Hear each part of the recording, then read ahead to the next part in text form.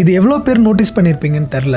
But ரீசெண்டாக சமீர் ராணான்னு சொல்லிட்டு ஒரு ஹிந்தி ஸ்டாண்டப் கமெடியன் அவரோட ஷோவில் அப்பாவோட லவ் பற்றி ரொம்ப பியூட்டிஃபுல்லாக வர்ணிச்சிருப்பார். உன்னோட அம்மா உன்னை எவ்வளோ தூரம் லவ் பண்ணுறாங்களோ, எவ்வளோ தூரம் அன்பு காமிக்கிறாங்களோ, அதே ஈக்குவல் அமௌண்ட் உன்னோட அப்பாட்டையும் இருக்குது. ஆனால் அப்பாக்கெலாம் பெருசாக எக்ஸ்ப்ரெஸ் பண்ண தெரியாது. அவங்க அப்படியே சைலண்ட்டாக அவங்களோட லவ் வெளியில் காமிக்காமல் அப்படியே அமைதியாக போயிடுவாங்க. பட் நல்லா யோசிச்சு பார்த்தீங்கன்னா, நீங்கள் உங்களோட வாழ்க்கையில் கஷ்டப்படக்கூடாது, சந்தோஷமாக இருக்கணும், எந்த வருத்தமும் இருக்கக்கூடாதுன்னு சொல்லிட்டு அவரோட ஒரு நிமிஷமும் அவ்வளோ கஷ்டம் இருந்தாலும் எதையுமே எக்ஸ்ப்ரெஸ் பண்ணாமல் வாழ்ந்துக்கிட்டு இருக்காரு. இப்படி ஒரு அப்பா கிட்ட போயிட்டு என்னைக்காச்சும் மனசு திறந்து, அப்பா எனக்கு ஒன்று ரொம்ப பிடிக்கும்ப்பா, ஐ லவ் யூப்பா அப்படின்னு சொல்லியிருக்கீங்களா?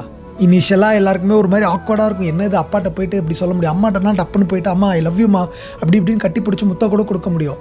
பட் இதுவே அப்பாட்ட போயிட்டு அப்பா ஐ லவ் யூப்பா அப்படின்னு தைரியமாக சொல்ல முடியுமா? சொல்ல முடியாது. ஆக்வர்டாக தான் இருக்கும்.